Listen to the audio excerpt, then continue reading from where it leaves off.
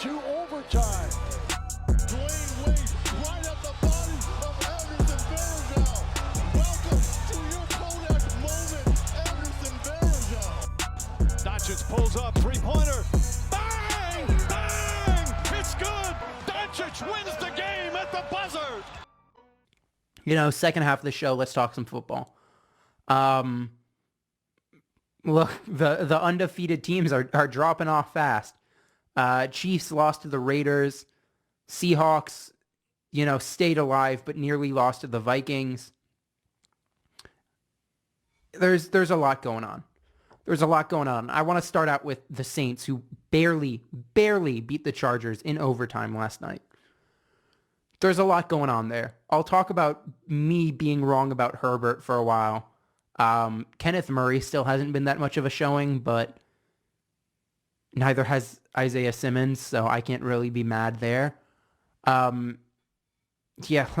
talk about the Saints. Is it wrong that I think Jameis Winston should get a shot to start? I mean, it's been a Twitter thing, but even then, he at least gives you the ability to go deep with Drew Brees. And I know Michael Thomas is coming back. My fantasy team is happy that Michael Thomas is coming back. But do you really, I know Drew Brees is the greatest thing to ever happen to the Saints. Do you have that much commitment that you want this player who genuinely can't get the ball downfield? You want him to be your starter? You want him to, run your whole offense? You evidently are more willing to put Taysom Hill in than I believe you should be. God, Taysom Hill, it's bad. He's a gadget player. At no point should you be paying a gadget player as much as they're paying him, which is $11 million a year. That at no point should that be happening. That is an awful contract, and anyone who helped negotiate that on the Saints side is stupid. Genuinely stupid. I think Jameis Winston should get a shot. I think the Saints have some serious issues. Most particularly, Drew Brees is throwing floaters now. That's the issue. Everyone saw the awful pick he threw to Nasir Adderley that was nearly a pick six. But the ball just floated. He had the space. He had 3 yards of separation on the back shoulder for the receiver, and he just floated it. And that's a telling sign. Phillip Rivers is doing the exact same thing right now. When you start throwing floaters on every throw, a throw that particularly should only be used for deep shots where the receiver can run under it. When you have space in front of the receiver, those throws, when you have depreciating arm strength, you can't be throwing floaters all the time, and that's what Drew Brees is doing.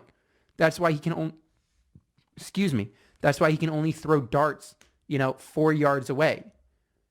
That's why Kamara is the number one player in fantasy.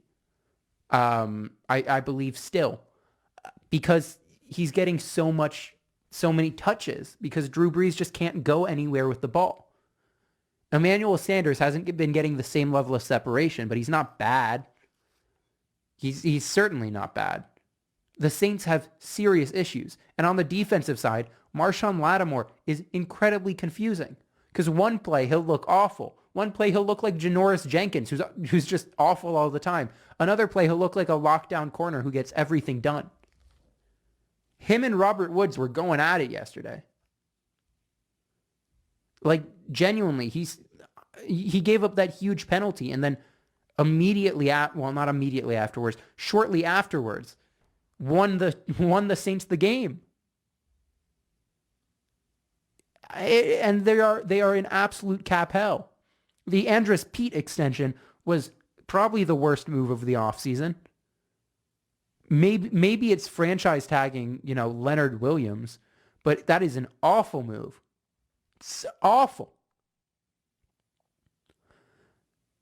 And then on the Chargers side, this is an incredibly good team, but Anthony Lynn might end up being out as coach.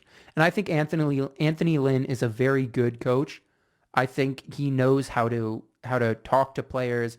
He knows how to get players to commit.